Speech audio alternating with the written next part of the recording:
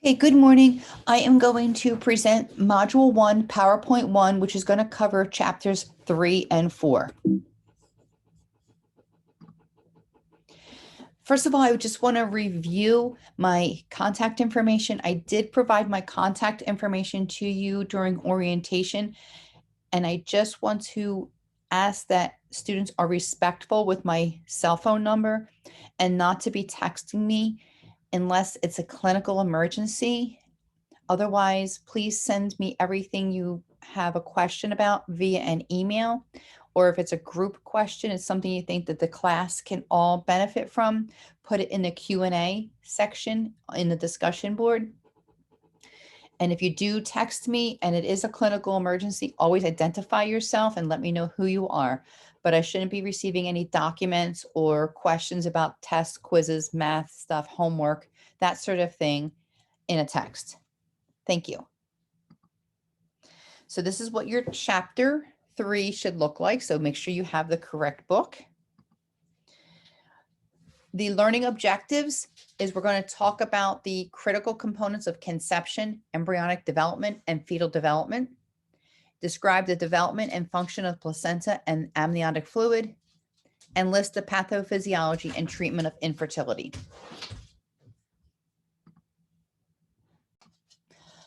I'm going to share a video on fetal development, but just to give you an idea, this video is going to cover the embryonic and fetal development. So it's going to cover what happens during the first through 8 weeks, 9 through 12, 13 through 16, and so on.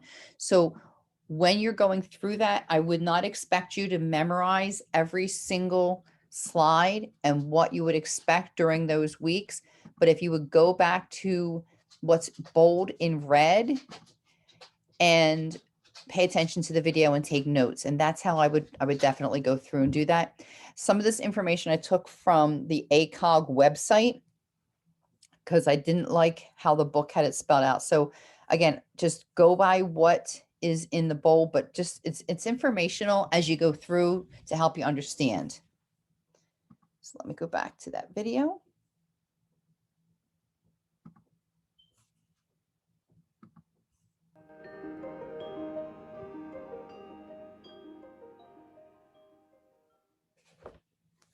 Fetal development, month by month. Stages of baby growth in the womb.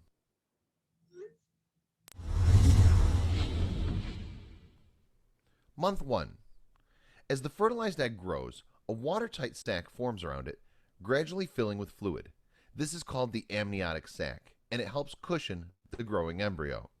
The placenta also develops. The placenta is a round, flat organ that transfers nutrients from the mother to the baby and transfers waste from the baby. A primitive face will take form with large dark circles for eyes. The mouth, lower jaw, and throat are developing. Blood cells are taking shape and circulation will begin. The tiny heart tube will beat 65 times a minute by the end of the 4th week. By the end of the 1st month, your baby is about a 1/4 inch long, smaller than a grain of rice.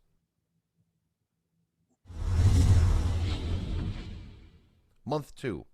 Your baby's facial features continue to develop. Each ear begins as a little fold of skin at the side of the head. Tiny buds that eventually grow into arms and legs are forming. Fingers, toes, and eyes are also forming. The neural tube, that's brain, spinal cord, and other neural tissue of the central nervous system, is well formed. The digestive tract and sensory organs begin to develop. Bone starts to replace cartilage. The head is large in proportion to the rest of the baby's body. By the end of the 2nd month, your baby is about an inch long and weighs about 1/30th of an ounce. At about 6 weeks, your baby's heartbeat can usually be detected. After the 8th week, your baby is called a fetus instead of an embryo.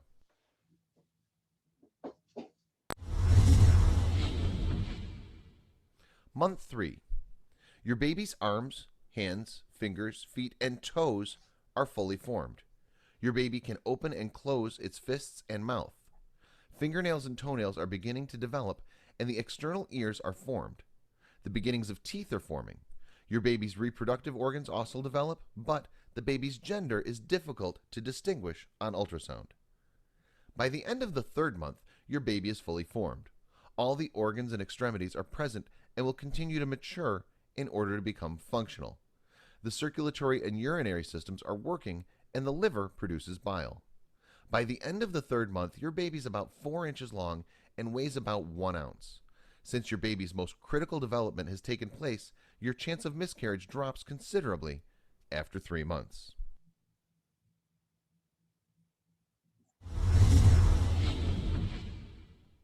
Month 4. Your baby's heartbeat may now be audible through an instrument called a Doppler. The fingers and toes are well defined. Eyelids, eyebrows, eyelashes, nails, and hair are formed. Teeth and bones become denser. Your baby can even suck his or her thumb, yawn, stretch, and make faces. The nervous system is starting to function. The reproductive organs and genitalia are now fully developed, and your doctor can see on ultrasound if you're having a boy or a girl. By the end of the 4th month, your baby is about 6 inches long and weighs about 4 ounces.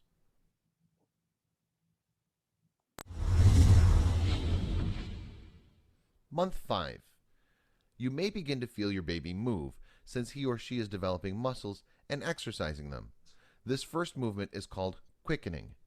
Hair begins to grow on the baby's head. Your baby's shoulders, back, and temples are covered by a soft, fine hair called lanugo. This hair protects your baby and is usually shed at the end of the baby's first week of life. The baby's skin is covered with a whitish coating called vernix caseosa. This cheesy substance is thought to protect baby's skin from the long exposure to the amniotic fluid. This coating is shed just before birth. By the end of the 5th month, your baby is about 10 inches long and weighs from 1/2 to 1 pound.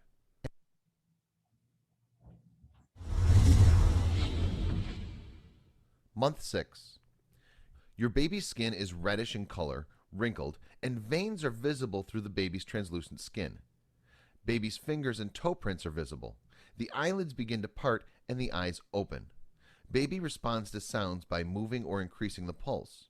You may notice jerking motions if baby hiccups. If born prematurely, your baby may survive after the 23rd week with intensive care. By the end of the 6th month, your baby is about 12 inches long and weighs about 2 pounds.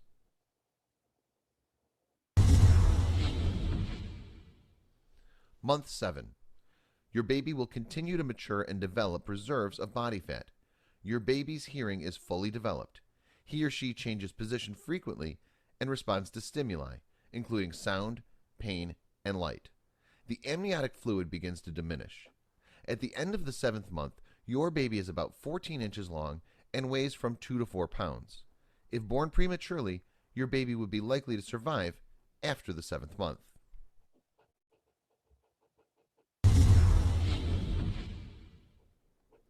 Month 8.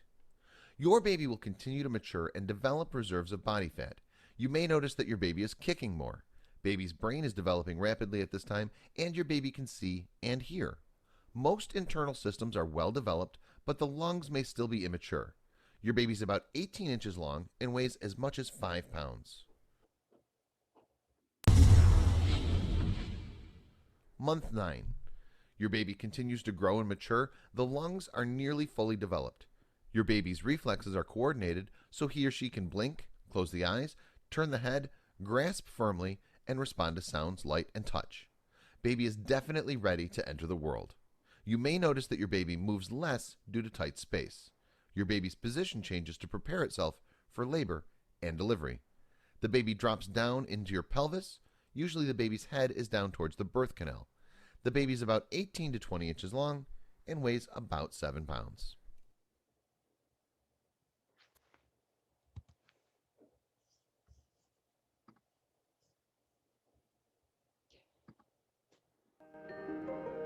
Oops. Okay. So like I said, the other slides are just a review of what that said. So just go back and look at what is bolded in red. All right, we're going to go to the development of the placenta on slide 17. Development of the placenta is the metabolic and nutrient exchange. So you have your maternal side and your fetal side. The maternal side's kind of rough looking, and they call it a dirty Duncan. And the fetal side is shiny, clean, new, smooth, and they call that the shiny Schultz.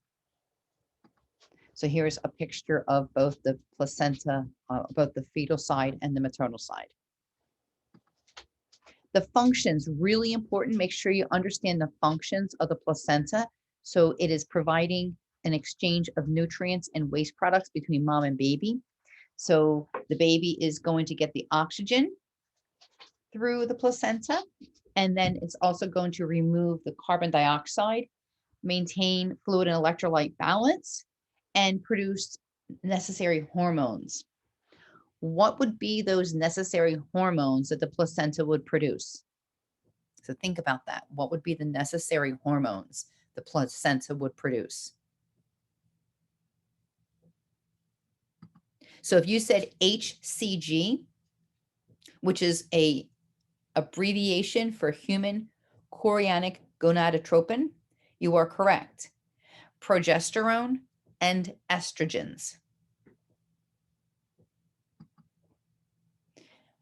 A critical component when we're talking about the placenta is the placenta is not always good at being a barrier from mom to baby. And a very important example of that is rubella virus. We're going to be talking about rubella immunity as one of the prenatal initial appointment tests that the mom has done. So they're going to check to see for if the mom is rubella immune or rubella non-immune. So you want to write this down, rubella immune or rubella non-immune. If mom is immune, it means that she has built up the antibodies against the rubella virus. If mom is non-immune, she did not build up the antibodies for the rubella virus. However, rubella, like we said, crosses the placental barrier. And because it crosses the placenta barrier, what makes that key fact important to know? So hopefully you said because it crosses the placenta barrier, if mom is rubella non-immune, mom will need the MMR, which is the measles, mumps, and rubella. Mom will need that booster vaccination. However, because it crosses the placental membrane, mom cannot get that until after she has the baby. This is one of those medications that my students administer in the postpartum unit to the mom before she's discharged.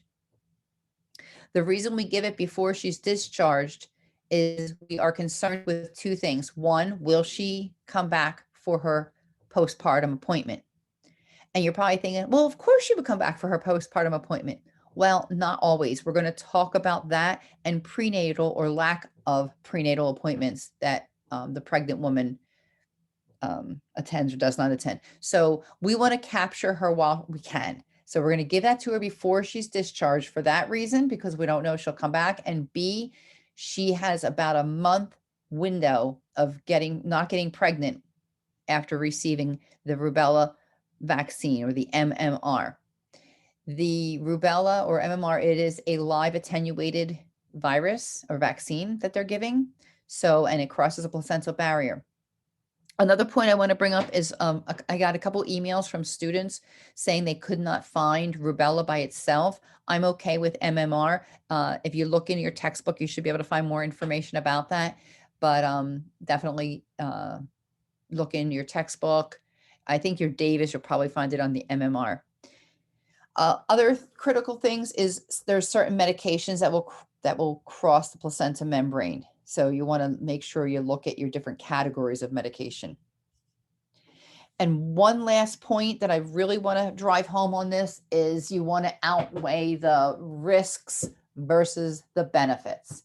What would be an example of weighing the risk versus the benefits? Well, one example would be HIV positive moms who are on their antiviral medication. They would continue taking their medication during pregnancy. If a mom had a kidney infection, she would be on antibiotics for that kidney infection because without it, the kidney infection can lead to preterm labor. So again, we're looking at weighing the risks versus the benefits. So always keep that in mind.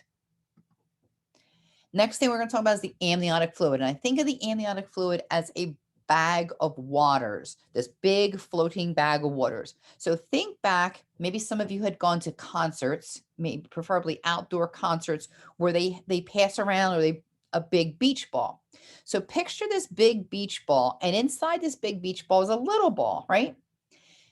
If we would just pass that ball from person to person and maybe from row to row in the concert venue, the little ball inside is honky-dory happy, right? Bouncing around, rolling around, nothing's happening to it. Now, if I went and stood like 2 stories up and threw that beach ball down to a cement ground, it might break, right? Well, think of that beach ball as the amniotic sac. And the job, very, very important. I would make sure you remember this. The job of the amniotic sac is multifaceted. So one, it's going to cushion that embryo against any type of injury. So if mom was like kind of walking in outside and it was raining and her shoes were wet, and then she comes into a ceramic floor and up, she kind of goes topsy-turvy, or as she's getting further along in pregnancy, she has a loss of balance and she falls. She'll probably be bruised, sore, but that baby should be okay. Now, granted, if mom fell from like top of a flight of steps, that might be a different story. Okay, does that make sense? The next thing it's going to do, it's going to control the internal environment of the growing fetus.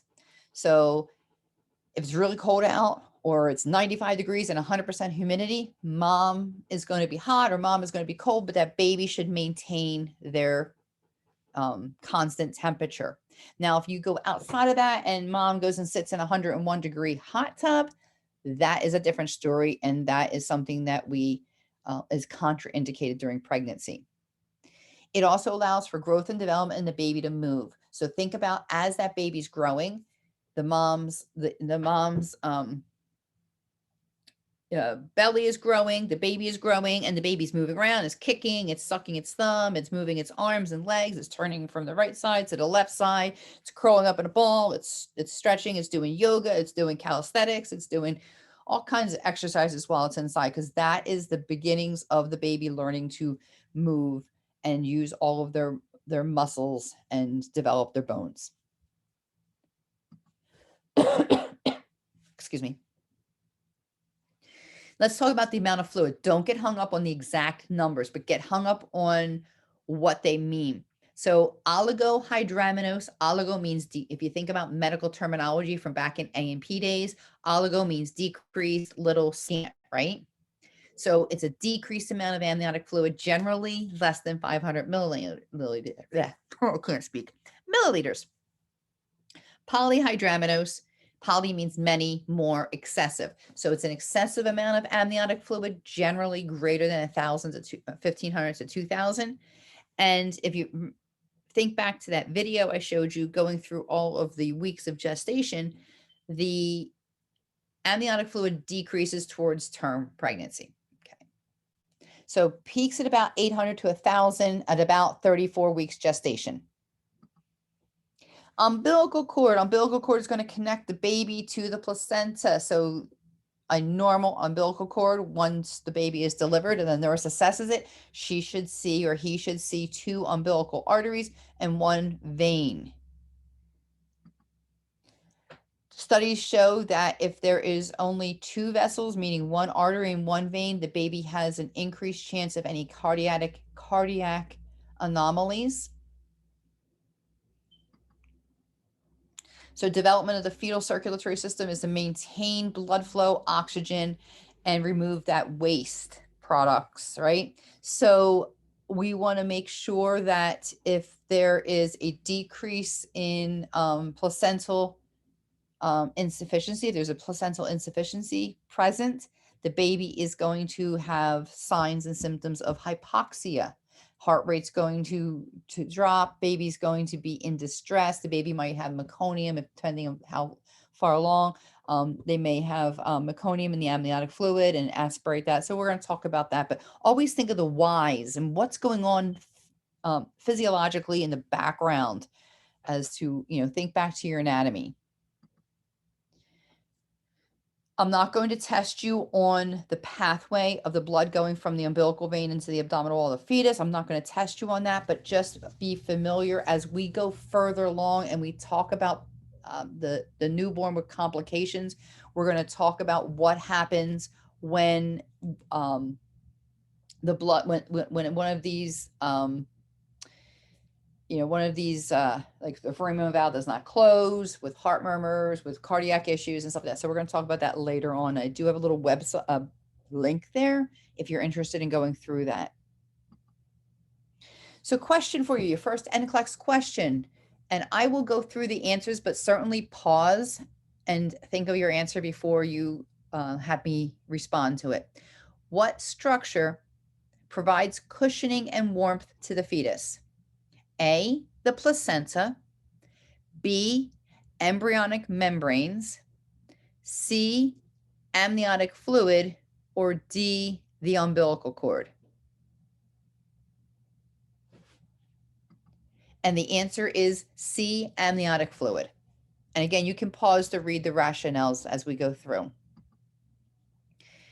Any questions on the conception and the stages of gestation and all that?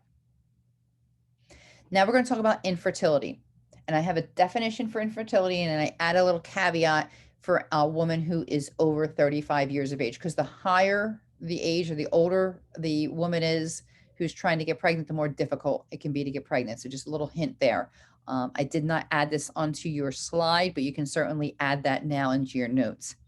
So the definition of infertility is the ability to conceive and maintain a pregnancy. In other words, not have a miscarriage after 12 months or 6 months for a woman over 35 after having unprotected sexual intercourse. In other words, having no birth control, no condoms, no IUDs, no foam, nothing. This is a pretty lengthy table, and it kind of goes over the possible causes of infertility. So what would I focus on? If you look at the female here, they have a lot of anatomical issues and disease processes. So think about sexually transmitted diseases. Think about, for the gentleman, think about decreased sperm count, infections. What would be a big infection that they would have maybe as a youth that would cause infertility later in years? Good. So if you said mumps, you were correct. Other things could be disease processes, diabetes, obesity. So we're going to go through all of those. Drug use is another, chemotherapy agents. And I think I even have here. So like you look at the normal semen analysis, chemotherapy, alcohol, malnutrition on both ends, certain medications, drug use, and constrictive underclothing, heat, infections such as mumps. So diagnosis, both men and women are evaluated initially. They may be evaluated separately. The woman would go to the GYN or even an endocrinologist, a reproductive endocrinologist, and the gentleman would see a urologist just to look at any structural issues going on.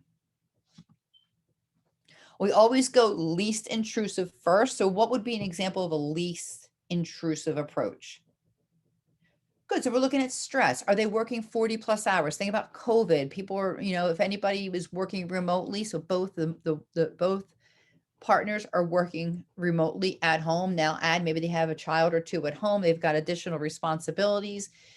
Jobs are constantly asking them to be present remotely on Zoom more than they normally would have those meetings when they were in face-to-face time. So a lot of stress and pressures can cause infertility. Look at all of those issues first before starting to do any invasive procedures, such as going and looking at anatomical structures. They're going to do a H&P any type of preconception counseling, of, provide non-judgmental support. We are not here as a role to judge our patients. We are not saying that we condone any behaviors, but we are definitely not here to judge any behaviors. And then when they start looking at assessment of the woman's fertility, a very simple, non-invasive test that they may have the woman do is measure her basal body temperature. And what is a basal body temperature? What are they looking at? Anybody want to help me out here? What are they looking at when they say basal body temperature? So they're looking at the daily temperature. The temperature should rise in relation to ovulation. So they're having the woman take her temperature every morning and seeing if there's a rise in her body temperature. Other things are looking at hormone levels, such as your follicle stimulating hormone or your luteinizing hormone, biopsies. Now, your biopsies, you're going to start getting into your invasive, right? They may do a test called a clomiphene citrate challenge test. And don't get into the intricacies of those testing. I think the only one I would really make sure you have a good understanding of is your BBT, your basal body temperature. But don't get into what is involved in a clomiphene citrate challenge test or what is involved in a transvaginal ultrasound. They may, again, look at evaluating the uterine structure. So that's your invasive. For the man, they would look at semen analysis. So what is the quality, quantity, and motility, meaning how many, how much sperm is there? What's the sperm count? What is the quality of that sperm? And what is the motility? How quickly are they moving, right? So they're going to be looking at that. Again, I put here factors that are going to affect it. So we talked about chemotherapy. I'll give you an example. When I was an oncology nurse, we would have young men and young women who were going through chemotherapy, and we would give them, they would actually go and see a genetic counselor.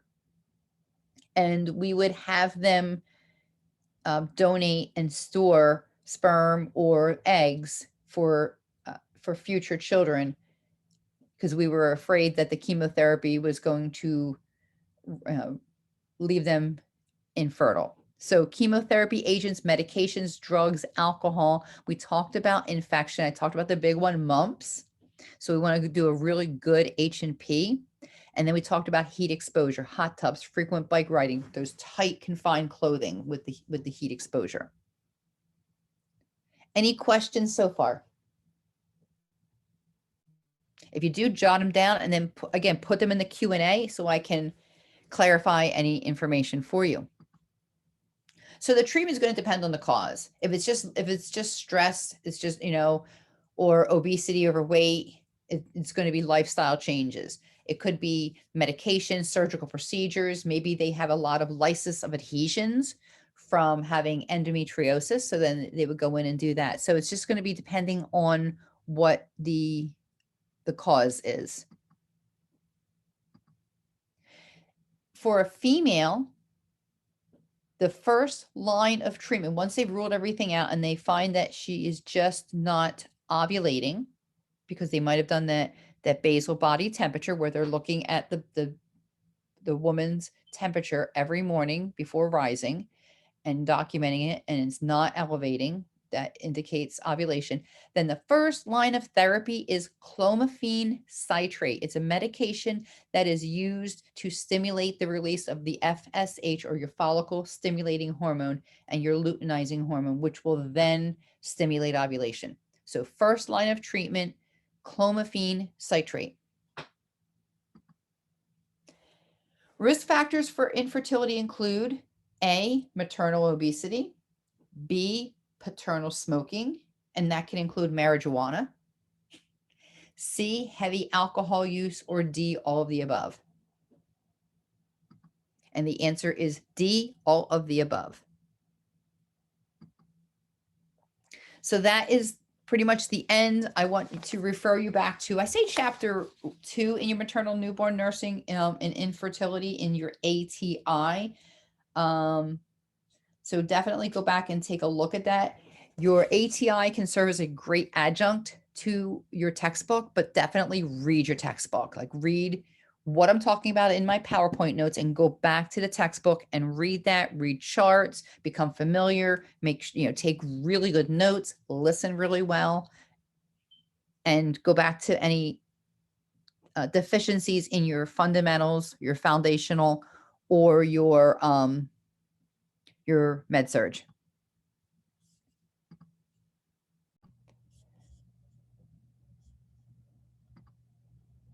Okay, now we're going to talk about chapter 4, which is what your quiz was. This is a heavy hitter. This chapter is, you really need to read it, reread it, because there's a lot of information, a lot of testable information as well. The first thing I'm going to start off with is the physiological progression of pregnancy. Your textbook is very thorough, as it should be, on this, and really pay close attention. We'll revisit it. This video is done by a physical therapist, but she does a really good job of going over the whole progression and the body changes. So I'm going to play this.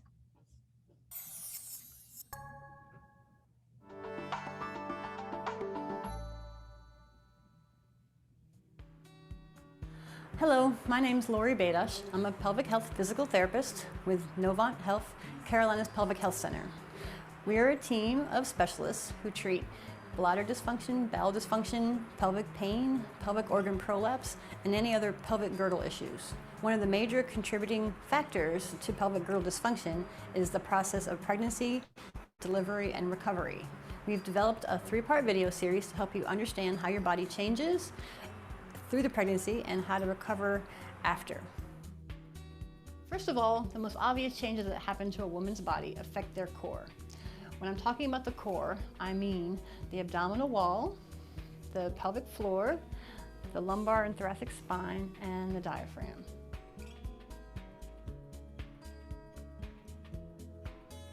The reason your core changes so much during pregnancy is to make room for the uterus to grow. The uterus is located in the very, very base of your pelvis, and it's very small to begin with. And as the baby grows, the uterus will expand upward and outward. It's going to push the intestines up out of the way, and as that's happening, your body has to move in response. So your pelvic girdle will widen apart, your rib cage will flatten and widen to make space for the growing baby. As the abdominal contents are widening and your rib cage is widening, your spine is also going to make compensations as well. The lower spine will curve forward as the weight is shifted forward over the pubic bone.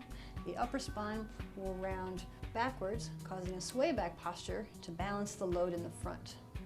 The pelvic outlet will also become weighted, and this will cause the muscle to thin. Sometimes this can cause loss of urine and loss of stool as that muscle is weakened from the pressure above. All these changes to the center of gravity will cause you to have a wider base of support. So your feet will feel like they're wider apart and your balance will be a little bit disturbed. You may feel clumsy, you may take more time to move around, and as your body is spreading and widening, from the ligamentous shifting, you may feel pain syndromes in your low back and in your pubic bone. Another change that occurs during pregnancy is your breathing pattern. With a wider rib cage and a baby below, breathing becomes much more difficult. Normally, your diaphragm is tucked up under the ribs and it pulls down as you take a breath. With a wider rib cage, it is harder to pull down and it may cause you to feel a short of breath. During pregnancy, you need more oxygen intake for you and the baby and more carbon dioxide output to get rid of any waste materials. You're breathing for 2, so you'll find yourself taking longer breaths for more gas exchange, and it's going to be much more difficult because the baby's in the way. Your body's going to need more blood cells and more fluid to float the blood throughout your body. Okay? The more fluid load can strain your heart and your blood vessels. You may get swelling in your feet and in your abdomen as a result of the increased fluid pulling down. You may feel warm and flush often as your circulation to your skin tries to dissipate the heat. These fluid shifts are normal that you should expect, but you can combat them easier with exercise. Your body will experience hormonal changes as well. Thyroid levels will elevate to help boost your metabolism, and then relaxin is going to be released to help loosen the ligaments around your pelvic girdle and your rib cage, allowing your abdomen to grow. Pregnancy also affects your digestive system. As the baby grows, it's going to cause pressure on your colon. Your colon is also going to try to absorb more water to maintain the blood volume shifts in your circulation. Therefore, you may experience constipation. As well as digestive issues, you're going to also have problems with your bladder. The bladder is located at the very bottom of your pelvic floor and gets moved out of the way during the growth of the baby. It moves upward and is flattened forward, causing it to be smaller. It won't be able to hold as much urine, so you're going to have a higher frequency to urinate. The pressure from above and the thinning in the pelvic floor muscles below causes stress incontinence in 40% of women. The breasts are going to increase in size up to 2 pounds to prepare for breastfeeding. This is going to add to the forward weight shift along the front of the spine and can contribute to neck and back pain. During your pregnancy, your body does its very best to stay well and happy during all the physical and chemical changes that are simultaneously happening. Sometimes these systems can fail, causing pain syndromes, fatigue, digestive problems, incontinence. Often these issues resolve after the delivery, but some can persevere into the postpartum period. Next, we will talk about some suggestions to help your body cope with all the changes.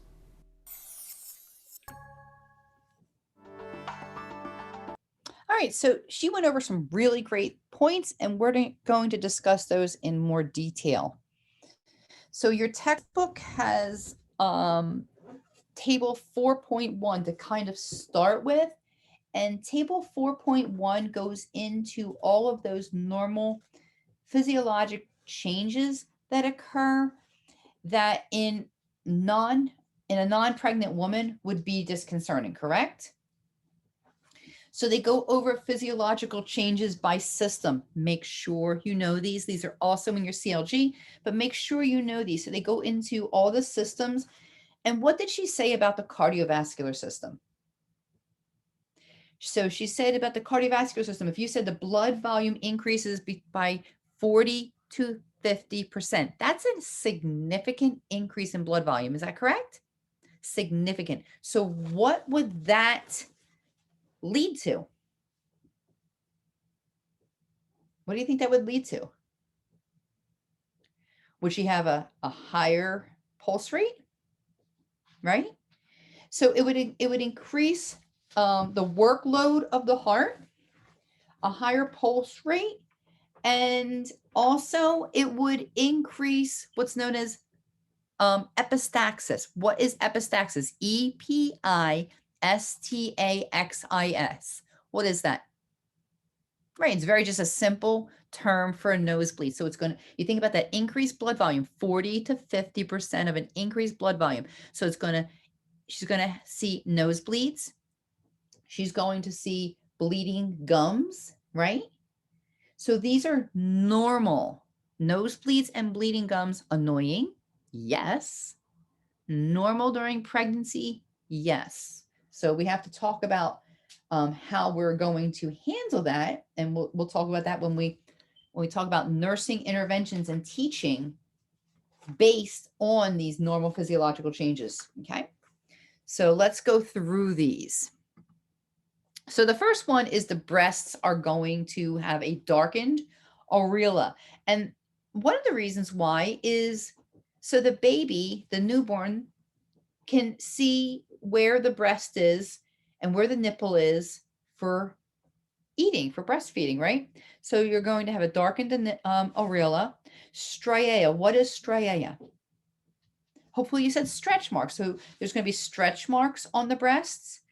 And then as the pregnancy goes along towards the last term of pregnancy, the last trimester, you're going to see, or some women will notice, some leakage of colostrum. And what is colostrum? So colostrum is is that first food of the baby, and it's high in antibodies, and that is going to be the predecessor to the milk when the milk comes in.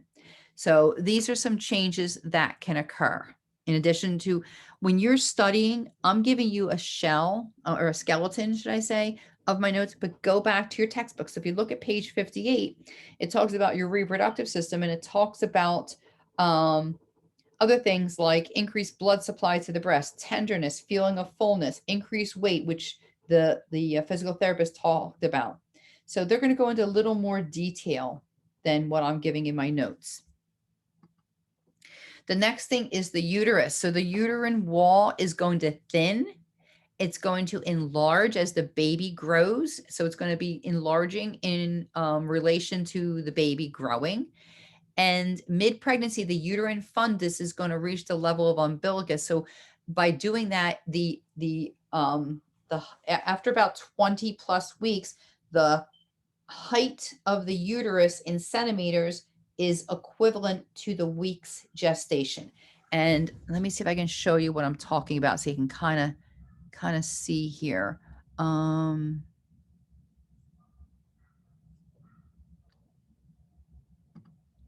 it's not this slide I'm talking about. Bear with me.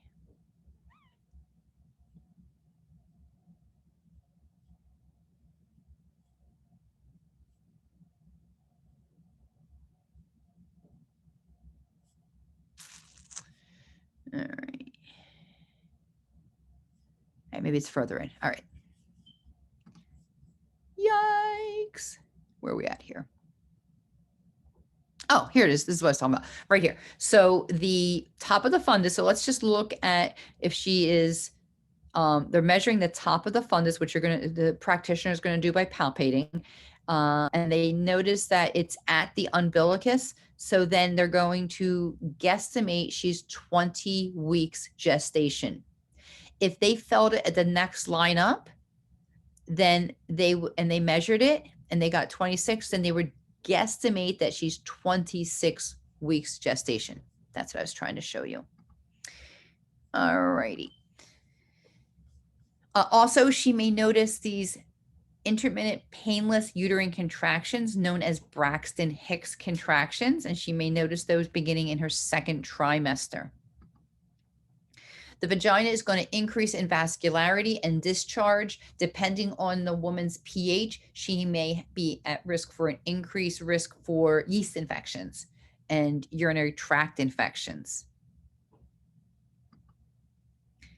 She will have a thick, tenacious mucus plug, and that is serving as a barrier to protect the baby from anything going up into the birth canal, such as any type of bacteria or other substances. And she's going to see an increase in vascularization, which is going to cause, and we're going to talk about these two signs, Goodall sign and Chadwick sign. Goodall sign is a softening of the cervix. Chadwick sign is a bluish, purplish discoloration of the cervix. So they are other signs that she is going to be noticing. And Goodall sign and Chadwick sign are probable signs of pregnancy. And we're going to go over that in a little while. Probable signs of pregnancy. So there is that uterine height by weeks of gestation that I was just talking about. So if she is at, like, here's your umbilicus, two lines up, and we feel the fundus right about here, then she's at 32 weeks gestation. So the cardiovascular system increases the blood volume by 40 to 50%, increases the pulse, and the blood pressure decreases slightly. Okay, the blood pressure decreases. So in a decrease in blood pressure, what do you think is going on? You're going to see a decrease in the peripheral vascular resistance, which is going to lead to a decreased blood pressure. And the increase in volume will lead to hypovolemia in the pregnancy. And also, if she is lying supine as she goes further into her pregnancy, it can put pressure on the inferior vena cava and add to that hypotension. And I think I have a picture of that right there. So compression of the IVC will also decrease the blood pressure. And she also may experience orthostatic hypotension. Respiratory system. So the respiratory system sees an increase in oxygen consumption, more difficult time breathing because of the changes in the abdominal thoracic in cavity there. So as the baby grows, it's going to put pressure on the ribs, on the diaphragm. It's going to make it harder to breathe until the baby drops into the birth canal. And what do you think will be a history in the mom's H&P that could be worrisome with these normal physiological changes of pregnancy in the respiratory system? Right. So if she has any history of asthma, she gets any kind of pneumonia or cold or anything that's going to make it difficult to breathe, that's going to worsen it, right?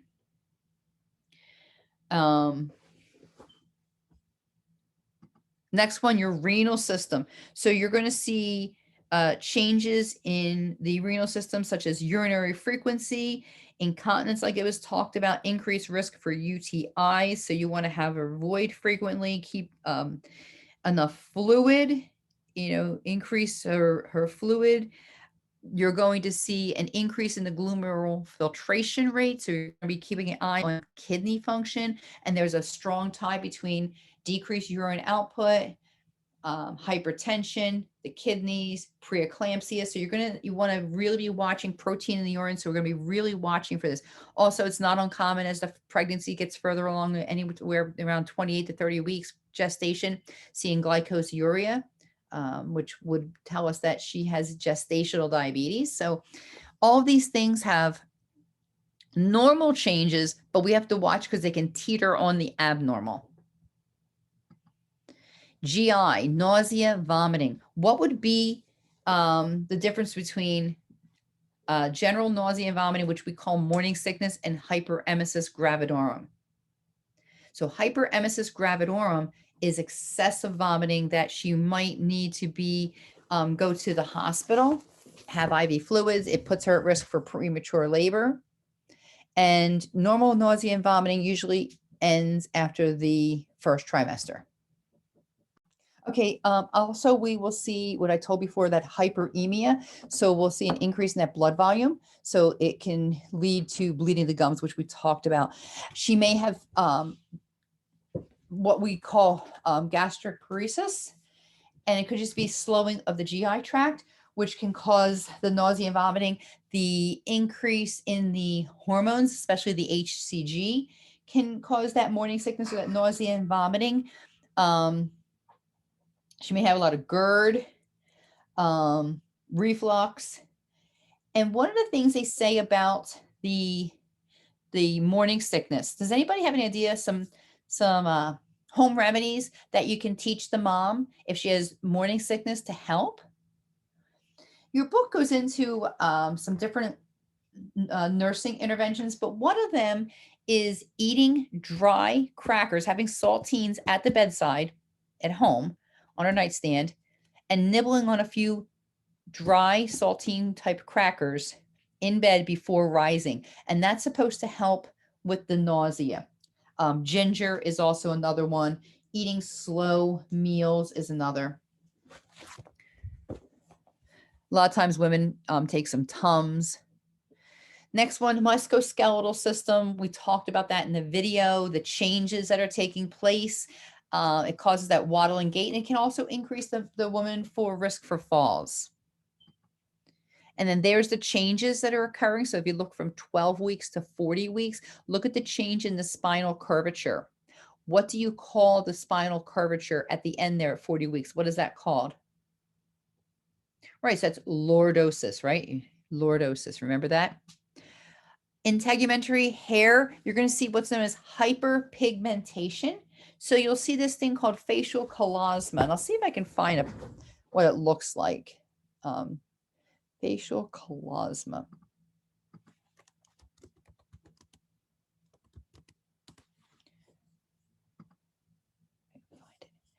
kind of like that, kind of just a brown pigmentation. Striaea, what did we say striaea was again? We said striaea was stretch marks. Spider veins, decreased hair growth, but it does increase, or should I say increase, kind of falling out after they had the baby due to the hormonal changes again, and increase in body temperature, and the hormones will cause the woman to be warmer than normal. There is your striaea. Linea nigra, another integumentary change. A linea nigra is basically change. It's a looks like a brown stripe you see from like the sternum to the symphysis pubis. Endocrine system. So all kinds of changes are taking place. You're going to see increase in the hormones, progesterone, estrogen, your HCG, decrease in the follicle stimulating, which is going to lead to not having a period during pregnancy. The thyroid changes will lead to the heat intolerance and also the fatigue. The increase in the beginning of the pregnancy, the increased BMR can put the woman at risk for hypoglycemia, whereas in the latter part of the pregnancy, you can see hyperglycemia. So just kind of keep an eye on that. So again, your book goes into nursing measures. Make sure you know these. All right, and I already talked about a few of them. So if you look at table 4.5 or 4/5, it goes into, and let me just pull it up on my book here for you. It goes into all the systems again, and what are some things that you can, what are some nursing interventions and education that you can give to the woman for relief measures for these normal physiological changes and common discomforts of pregnancy that are occurring. So we talked about cardiovascular, that increase in that blood flow. So she has an increased risk for orthostatic hypotension. And also if she's lying supine, as she gets further along in her pregnancy, the baby laying on the, her laying on her back puts increased pressure on the IVC. So maybe turning on her side, putting pillows. The GI, we talked about eating small, frequent meals, taking some Tums. We also talked about, to help with that morning sickness, that normal nausea and vomiting, to eat crackers or dry toast before rising. Ginger ale is always good. We talked about it's normal changes to have the nosebleeds and the bleeding gums. They may be discomforting, they may be annoying, but they are normal physiological changes. Those bleeding gums and the nosebleeds and the bleeding gums. So encourage the woman to maintain good oral hygiene, brush gently with soft toothbrush, and daily flossing. Maintain optimal nutrition. Heartburn, a lot of heartburn. Avoid fatty foods. Remain upright. All those, excuse me, all of those good tips.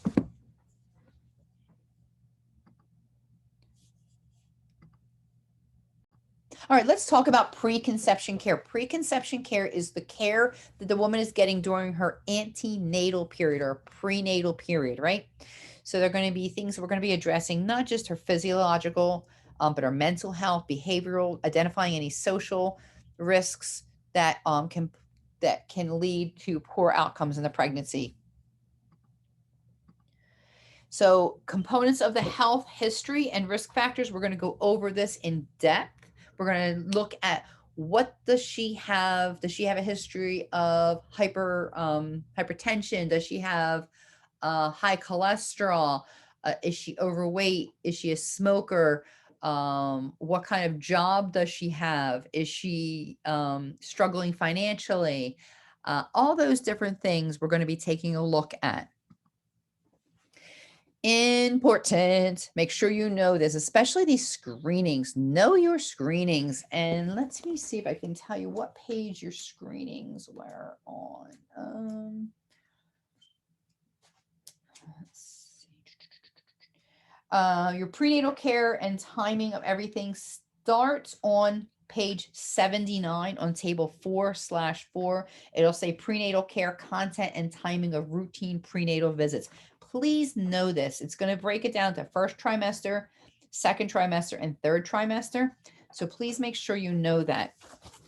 So the first time she comes, we're going to identify, we're going to do a full physical, look at everything, get height, weight, get her medical and social background, determine her estimated due date, get all that, do pap smear, and then we're going to give her scripts for all these labs that she's going to feel like she's donating blood by the time she's done, right? So we're going to be checking for type and cross, RH factor. What is RH factor? RH factor is part of the screening that we're going to be looking to see if she is going to need immunoglobulin during her pregnancy. And we're going to talk about that a little bit further. We're going to type in, or we're going to look at a CBC. So we want to look at her full CBC, look for measuring her cholesterol level, glucose, check for HIV, syphilis, sexually transmitted diseases, and a whole other host of labs we're going to be doing. And that's all going to be at the initial visit. And again, if you look on page 79 of table 4/4, it talks about what is going to be done at that very first appointment. So it's pretty intense. There's a lot of education, genetic screening will be discussed at that first visit. Nutrition, really, really important. I would actually go back to your ATI. They do a really good job of nutrition during the pregnancy. I believe it's chapter 5, but also read in this textbook. They really go into nutrition in here as well. And really make sure you have a good understanding of nutrition and of weight gain and stuff. So increase in weight gain is going to cause a lot of problems during pregnancy: hypertension, preeclampsia, preterm or post-term, large for gestational. It's going to increase the risk for C-section infection. So really make sure that you're doing a lot of counseling. Let's talk about weight gain. I think I have it on another slide, so we'll wait on, hold that thought there. We'll talk about the weight gain during pregnancy, which is really important. Educate on diet and physical activity. And the rule of thumb is that you don't go from a couch potato to a 5K, but if she has been doing 5K types of activities all along, as long as there are no contraindications and no pregnancy complications, that's the key, then she can continue doing what she was doing within reason. I mean, we want to go like BMXing on a bike, on mountain trails and that sort of thing, but, within reason. You want to make sure that she's achieving and maintaining healthy weight, and really talk about food choices, how much calories she needs during each trimester of her pregnancy, and talk about what she should avoid. One of the things that they ask to avoid is fish and lunch meat. Does anybody know why? Right. So listeria. So we want to, because of listeria, the risk of listeria. And these little things I talk about, if you're not sure, please go back and revisit. Okay. Because you want to be very knowledgeable. Again, refer to ATI. They do a really nice job. Now, ATI says, and I think I had it wrong on my slide initially, underweight women, they advise them to gain between 28 and 40 pounds. And overweight women, they advise to gain 15 to 25 pounds. And the normal weight gain, if there is, if the woman starts off the pregnancy in a normal range, the normal weight is 25 to 35 pounds. And again, if you go into chapter 5 in your ATI, nutrition during pregnancy, they go into a lot of detail about this. It kind of starts off talking about the recommended weight gain during pregnancy based on a single pregnancy is usually 25 to 35 pounds. The general rule, clients should gain between 2.2 to 4.4 pounds during the first trimester. And after that, about 1 pound a week for the last 2 trimesters. Again, underweight women are advised to gain between 28 and 40 pounds.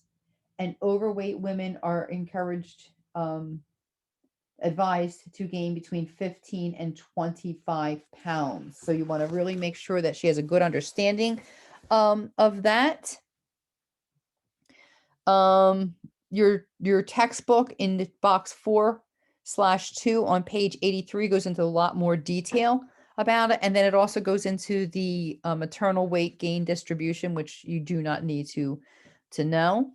Another thing it talks about that you want to do with education, especially, in that first visit or so, is talk about warning signs during the first trimester. So educate her to let the doctor know if she has any severe abdominal pain, cramping that could be a sign of a threatened miscarriage, UTI, appendicitis, any vaginal spotting or bleeding that can be a possible abortion, absence of fetal tones, painful urination, fevers, chills, prolonged nausea and vomiting that may indicate hyperemesis gravidorum, which will increase her risk of what?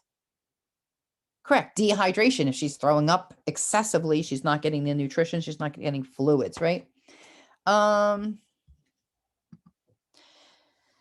was going to break you into groups, so we're just going to do some mini little things. So I was going to put you in groups, and I was going to give you each a patient and a little scenario, and have you kind of talk about some different things that we discussed. So we're going to focus. This one is on clinical judgment, and we're going to talk about a patient by the name of Anna Gonzalez.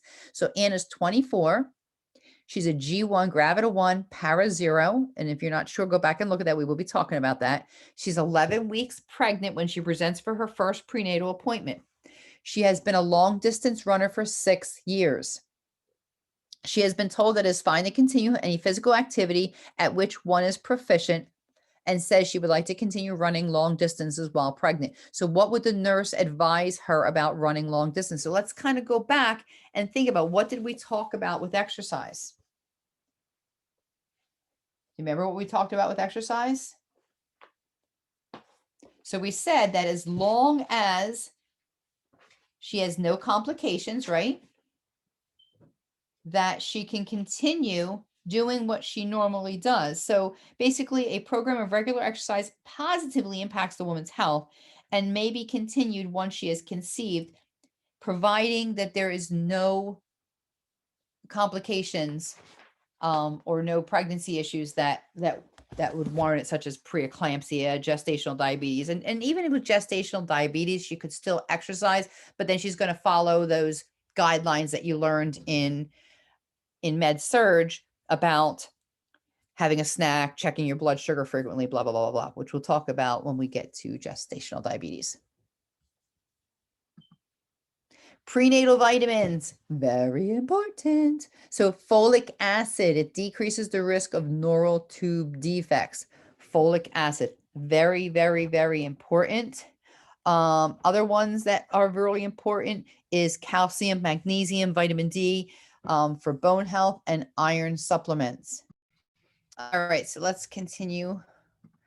So increased caloric intake during the pregnancy. The first trimester, not a whole lot of changes. The second trimester increased the calories about 340. The third, 462, and breastfeeding is the most, anywhere from 450 to 500 calories additional on top of what their normal intake is. Folic acid, again, we talked about, it decreases the prevention, development and prevention of neural tube defects. And what is an example of a neural tube defect? Good, spina bifida. Spina bifida is an example of a neural tube defect. Iron supplements are going to help with the increase in the maternal red blood cell mass. And know your foods. Know what foods is best with iron. So beef, liver, red meats, your fish, your fortified cereals. And what are some key information we need to educate our patients who are taking iron supplements? Think about your general med surg again. Good. So iron causes constipation. It causes black tarry stools. So we want to make sure that drinking lots of water, exercise, high fiber, right? For, if they need a stool softener, add a stool softener. And how can we help the body absorb the iron? What food should I say? So we want to have the patient take their iron with some form of vitamin C. Now, don't get all easy peasy and think vitamin C, orange juice. Think outside the box. What are other food sources besides orange juice that contain vitamin C? Good. So tomatoes actually are higher in vitamin C than orange juice. It's just that orange juice gets all the praise. Strawberries, peppers, red, your different variety of peppers, and also, higher in roughage and fiber. Cantaloupe, watermelon. So make sure that you give the patient some really good nutritional information, and then also have them be careful about when they're taking their iron, make sure, and it can also cause GI upset. So, take it, don't take it on an empty stomach, but also avoid milk and caffeine while you're taking the iron. I mean, you can have them later, but they can interfere with the absorption of iron. And again, go back through nutrition if you're not sure, because the questions are going to be, a little more in depth and a little more, past the knowledge level. Calcium, important for developing fetus. Sources include milk, fortified orange juice, legumes, dark, lean, greasy vegetables. What if that woman was lactose intolerant or doesn't like milk? What would be some options? So think about that. Think differently. Okay, yeah, we don't want to just say milk and just think milk only, because she may not be able to have milk, right? Exercise, I think we talked about that in depth. So anytime you're not going to embark on a new exercise regime, but if it's something they're always doing, and as long as there's no no problems during pregnancy, then it's okay. Self-care, I think this is kind of this slide's kind of common sense. So I'm going to just make sure you're going over all this: smoking, drinking, alcohol, secondhand smoke, excessive use of caffeine, all that stuff. All right, let's go on to diagnosis of pregnancy. Now, this is kind of really important as well. Everything's really important, right? That's all I've been saying. This is really important. This is really important. All right, so make sure you know your diagnosis of pregnancy. So you have 3 types of diagnosis of pregnancy. You have presumptive, you're presuming. Remember, assuming makes a donkey out of you and me, right? So presuming, probable, and positive. All right, so they're the 3 we're going to talk about. So you have subjective, what the patient states: I'm nauseous, I'm gaining weight, I haven't had a period. Objective, you are you do the labs, you listen to a heartbeat, you see, you start seeing the good old sign or the Chadwick sign, those signs. So let's look at presumptive signs. Presumptive signs are amenorrhea, no period. It can be something else. So we talked about not having a period. What could also cause not having a period? Think about that. So not having a period could be related to bulimia, could be related to someone who's a heavy-duty athlete. Nausea, vomiting could be anything. Breast changes could be period, really, or it could be polycystic breast disease. So it could be a lot of different things. Fatigue, urinary frequency. They're all presumptive signs because they can be something else outside of pregnancy, and they are not diagnostic. And the last one is called quickening. That's a new term for you, quickening. It's a fluttery sensation experience when the woman first feels the baby move, but it can also be like gassy pains. It can also be the stomach doing the rumbly tumblies when you're hungry. Another example, another non-pregnancy example of quickening is if you eat a lot of gassy foods and, all of a sudden you hear that stomach doing that, that rumbling sound. Probable means most likely, but there's still a chance that it can be something else. A little more than presumptive, but not positive. So in Presumptive, we said quickening, right? Quickening is a presumptive, that fluttery. In probable, then we bring in Chadwick's, Hagar's, and Ballotman. These are going to fall under your probable. And I would definitely memorize these slides and make sure you really know these. So Chadwick's is a bluish purple coloration of the vaginal mucosa. Occurs about 6 to 8 weeks into pregnancy. That is seen when they do the internal exam. Well, they'll see it on the external portion, but when they go to do, they go to do the exam. Hagar's sign is a softening of the lower segment, palpated about 6 weeks. Ballotment, when they tap on the lightly on the cervix, it causes the fetus to rise in the amniotic fluid and then rebound to original position. And then uterine growth and abdominal growth. I actually had a patient on the oncology unit. She was about 16, 17 years old, lived with one family member in another state, came back to Pennsylvania to the parents were divorced to the other parent, and the parent actually thought that she was pregnant, and here it turned out she had ovarian cancer because she had an enlarged abdomen. So it can be and it cannot be. Skin hyperpigmentation. And what was that skin hyperpigmentation that we talked about? There was 2 of them. Actually, 4 if you want to be exact. We said about the chloasma. Remember that on the face, you would see the brownish discoloration on the face. The linea nigra is another skin hyperpigmentation.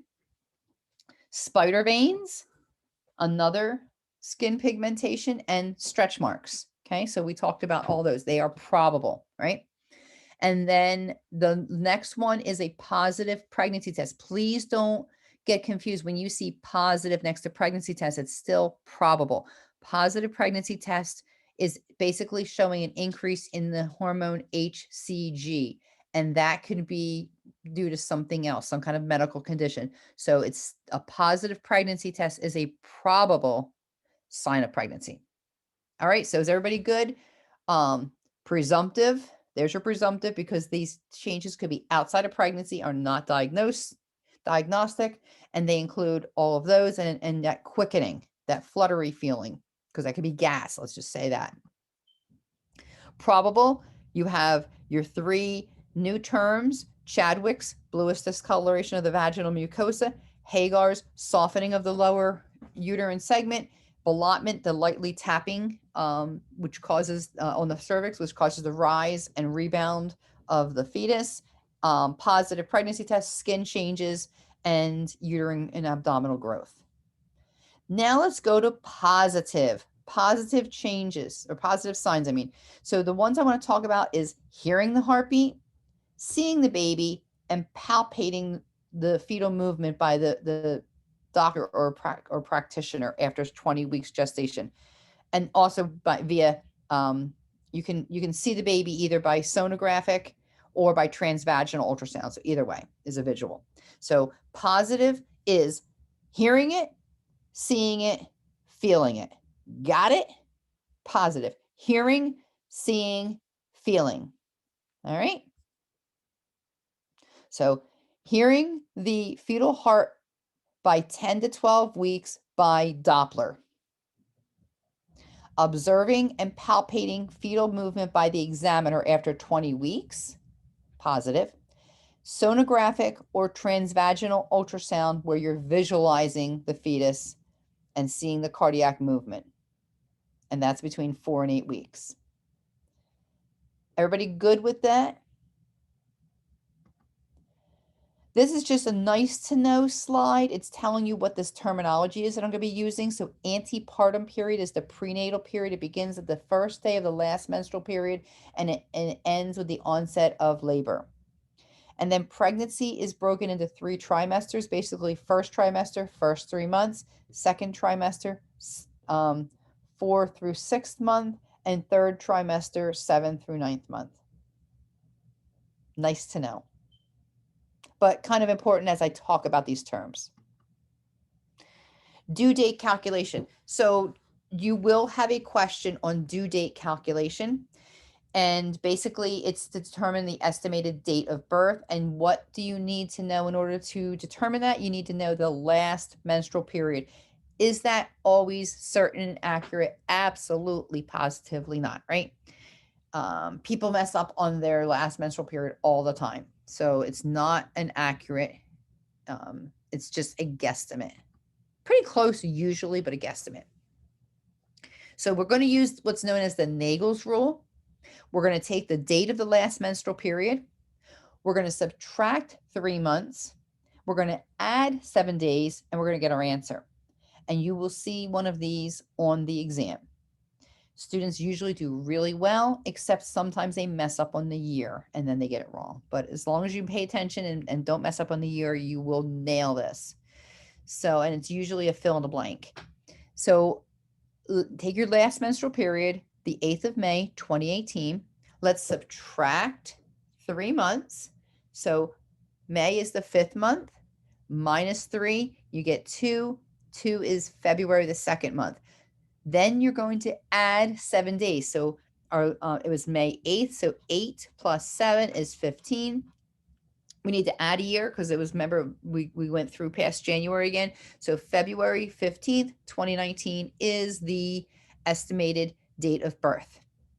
Is everybody good with that? Memorize that formula so that you can do well on that test question. All right, let's see how well you know. So please pause this. I'm going to just go to the answer. So pause this, read through these 2 questions, and then check your answers. So the first one, the last menstrual period was July 15th. The second one, the last menstrual period was April 10th. So you should have April 22nd, 2021 and January 17th, 2021. And this we already talked about. And that's the old card wheel we used to carry in our pockets of our scrubs. And now we put all the information right into Epic and it calculates it for us. The next thing you're going to have on your exam that you need to be able to determine is a woman's GTPAL.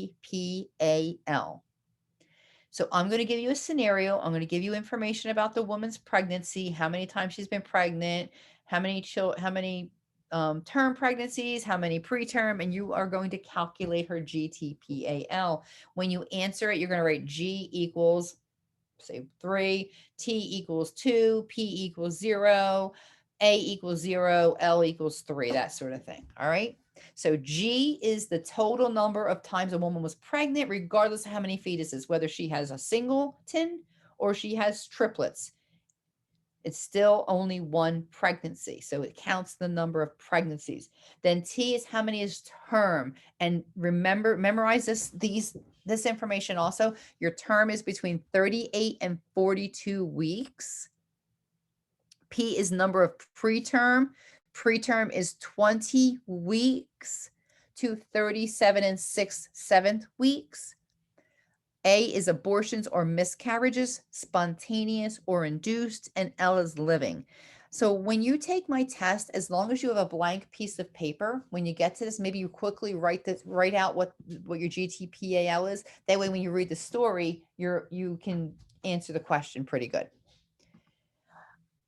Registered Nurse RN has a really great video that goes over it, and I think she gives you anywhere from 5 to 10 practice questions to practice it and the rationale. I would highly recommend doing that. Maybe do it once now when you're studying it, and then review it again when you're studying for the test. Next thing I would definitely memorize and know, hint, hint, is the normal, uneventful prenatal visits. So if this woman has no problems, no history of gestational diabetes, no preterm labor, she's not too old or too young, in other words, greater than 35 or a teenager, then she is going to have this set schedule. It's going to go like this. She's going to see the doctor monthly, starting from her first appointment up until week 28. So up to week 28, she's going to go once a month, May, June. Well, we're in January. So she just found out she's pregnant. She'll come back again in February, come back in March, come back in, that sort of thing. Then from weeks 29 to 36, it's every 2 weeks. So monthly, 16 to 28, every 2 weeks, 29 to 36, and then every week, 36 weeks on. Uneventful. Memorize that, know that. Her initial visit, we talked about, we're going to do that whole history and physical. Then we're going to do all those labs. We're going to do the blood typing. We're going to do the RH. We're going to look and see her rubella titer. We're going to see if she's immune, meaning she has antibodies against the rubella virus, or she's non-immune. She does not have antibodies against it, and she'll need to have an MMR after the baby is born. Hint, after the baby is born for rubella. RH is a different story. We're going to talk about that in another time. Know your screenings. Ongoing, important. Every visit, they're going to be checking weight, blood pressure, checking for glucose, protein, and leukocytes in the urine. They're going to be assessing for edema. Pedal edema, a little bit of ankle edema is okay. Generalized hands, face can be an indication of preeclampsia. They want to check that baby's heart rate all the time, checking, for viability. And they're going to measure that fundal height starting in the second trimester. Again, remember the fundal height is going to be the same as gestational number of weeks gestation. And let me go back to that slide. Just know we're on 91. Let me see if I can find that for you again. So right there. So the fundal height is equivalent to the week's gestation.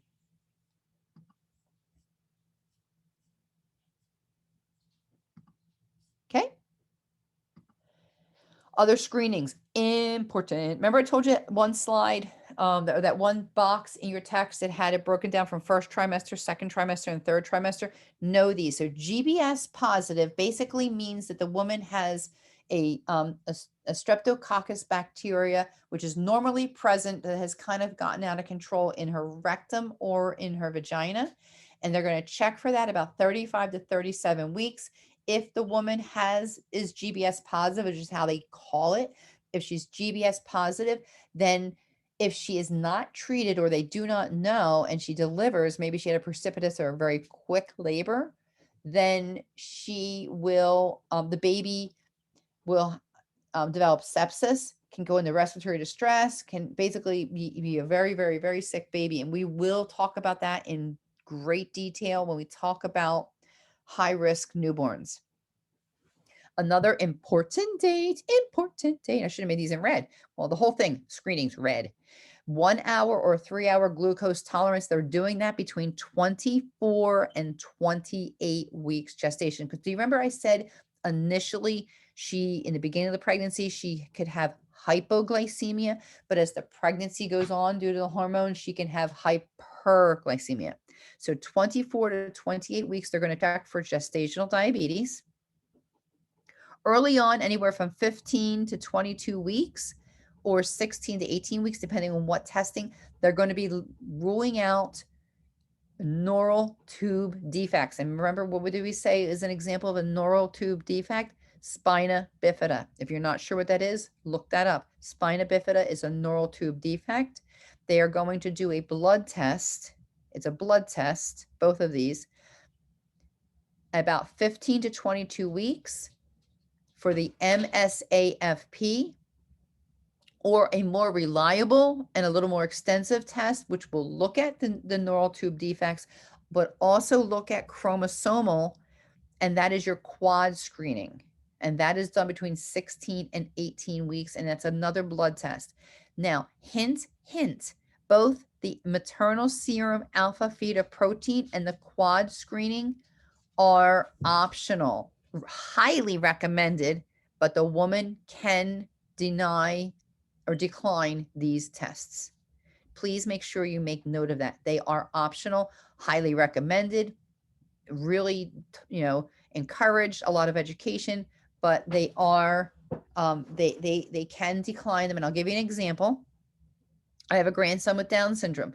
My daughter is a firm believer. She actually has a background in special education, and she's a firm believer that no matter what type of pregnancy or what child God gave her, that she doesn't change or do anything. So she chose not to get the MSAFP or the quad screening done, because she said she wasn't going to change what she was going to do with the pregnancy depending on the results.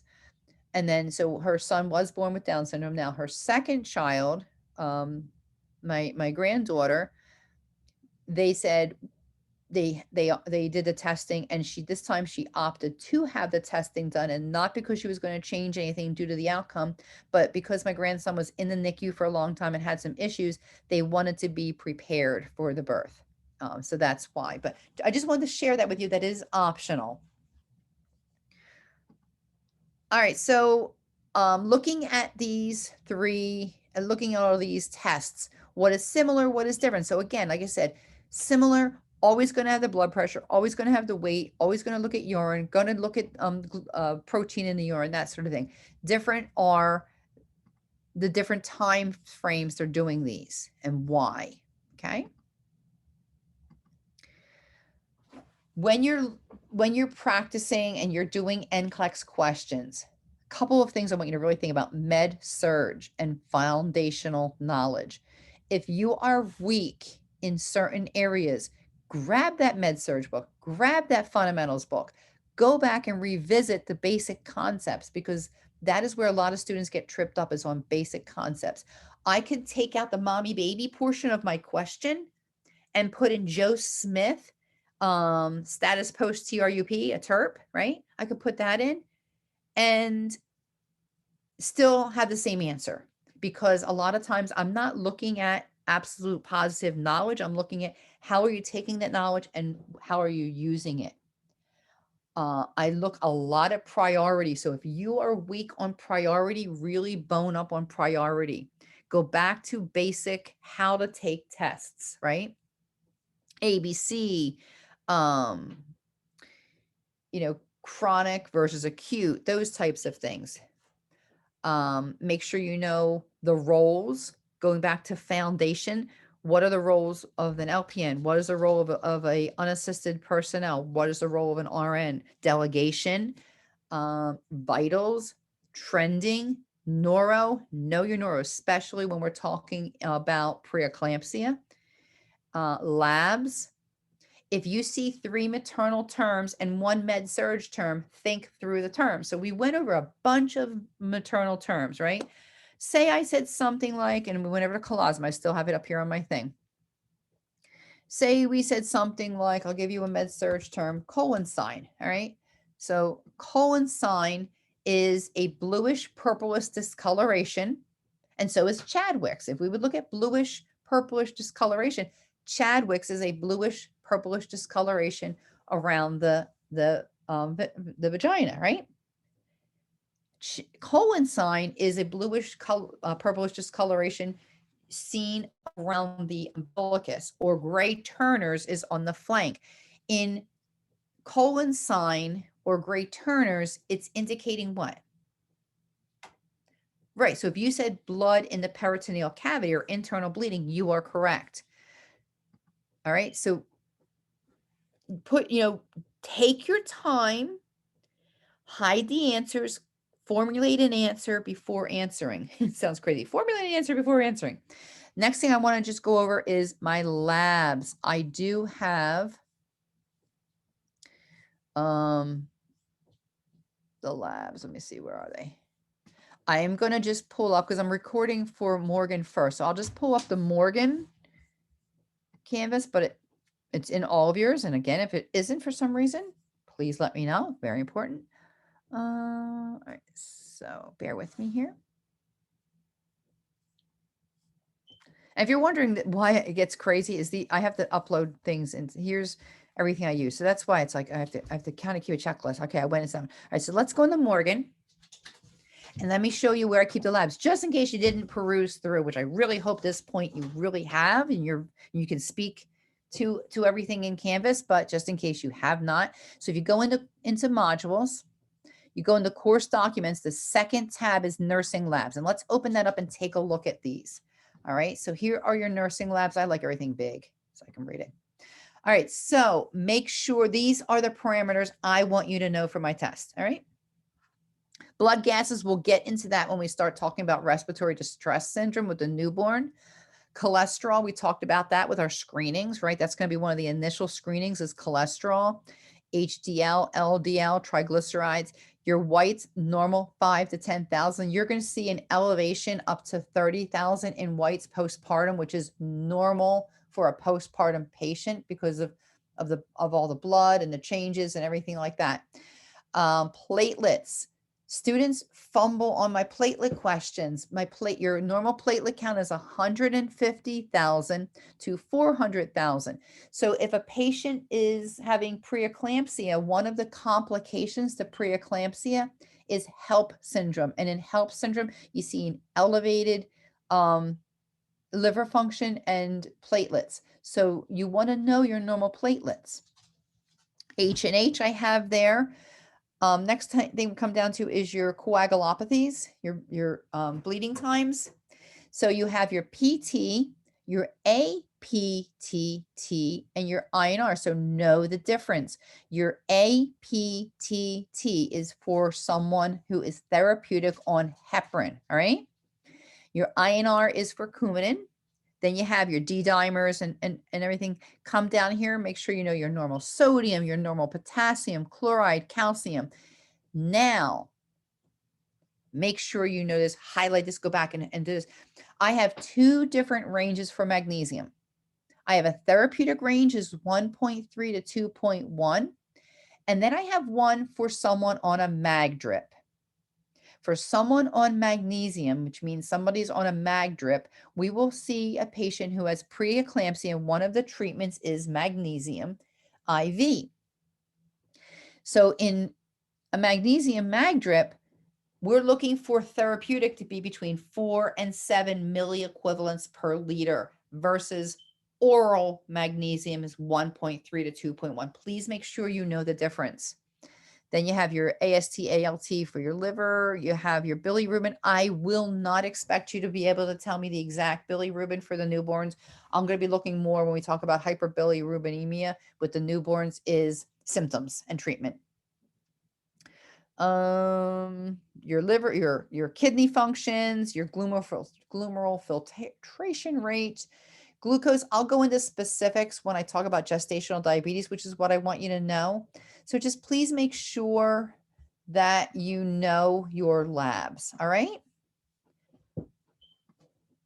So let me go through some NCLEX questions and we'll wrap up.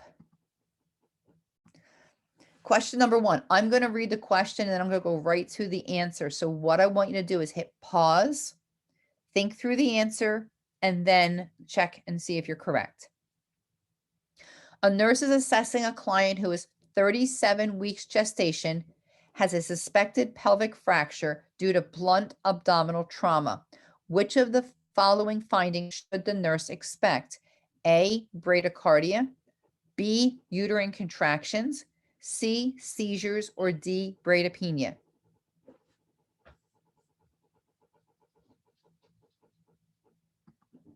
The answer is B, uterine contractions. The nurse should expect the client to be experiencing uterine contractions due to abdominal trauma. Remember, if the patient has an increase of 40 to 50% of their blood volume as a normal physiological change during pregnancy, they're going to have tachycardia, right? And they'll have a lower blood pressure. This here is saying that they would have bradycardia and bradypnea, and seizures would not be related to abdominal trauma. We would see seizures related to preeclampsia.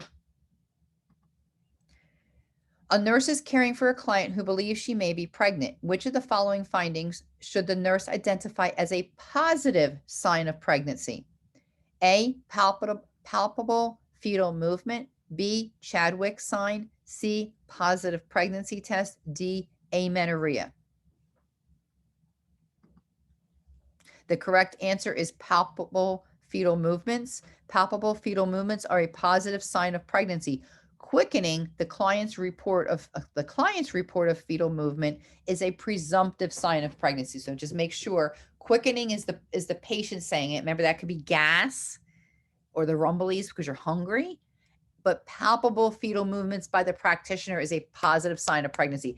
Chadwick's is that bluish discoloration of the cervix and vagina and vulva that occur between 6 and 8 weeks. And that is a probable sign. Remember, a positive pregnancy test is a probable sign.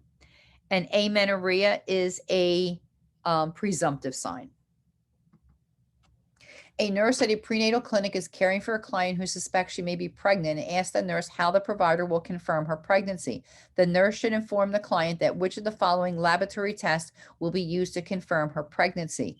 A blood test for estrogen, blood test for circulating progesterone, a urine test for human chorionic somatotropin, or a urine test for human chorionic gonadotropin.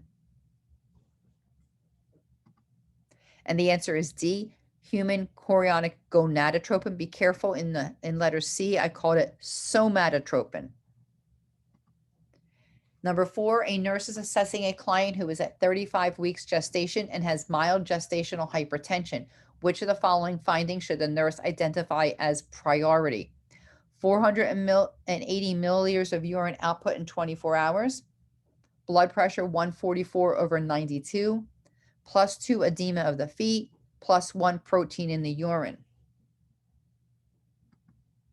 And the correct answer is A, 480 milliliters of urine in 24 hours. You should have 720. Remember, the normal output is 30 an hour.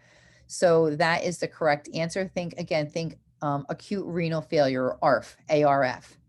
With preeclampsia, they have a decreased amount of urine output and the kidneys are being affected. Matter of fact, preeclampsia is a precursor to somebody having acute renal failure later on in life.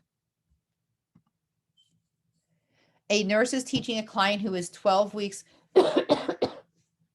gestation and has HIV. Which of the following statements should the nurse include in the teaching? A, breastfeed your newborn to provide passive immunity. B, abstain from sexual intercourse throughout the pregnancy. C, you will be in isolation after delivery. Or D, you should take zidovudine throughout pregnancy. And the correct answer is to continue taking the antiviral medication. Even if you couldn't remember what antiviral medication is, you couldn't remember that exact name, use the process of elimination. You know, I told you that HIV is a contraindication to breastfeeding. If someone is, you're not going to abstain from sexual intercourse, but make sure that they use a condom. And you're not going to put someone in isolation just because they have HIV. You're going to use standard precautions. So use process of elimination whenever possible and bank on what you do know. The book has a lot more information than what I put in my PowerPoints. Remember, the book is a skeleton, or I'm sorry, the PowerPoint is more of a skeleton. Go back to the book. If it's not in my PowerPoint, don't go through the book and read that whole section. So focus on the areas, but obviously in much more detail in my book.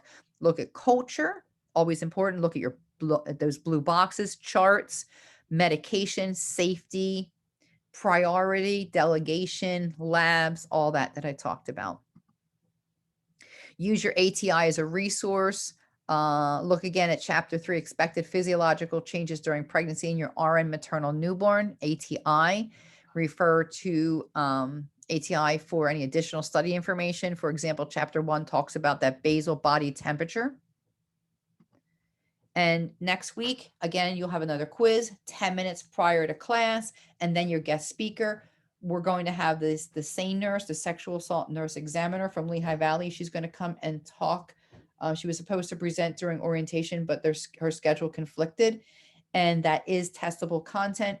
I will record her presentation, and I will post it across all of the cohorts because she's only going to be coming to the Morgan on the live via remote, and then I'll record her and post it to everyone else's. And that is testable content. And I will put her PowerPoint up. I have it, but I didn't open it yet because I'm waiting to see if she has any changes. And that is it. Thank you very much. Please post any questions in the Q&A because you may have a question. Your fellow classmates may have that same question. And then that way it serves as a resource for them as well. Just like if we were raising our hand in class. And have a good day and a good week. And thank you.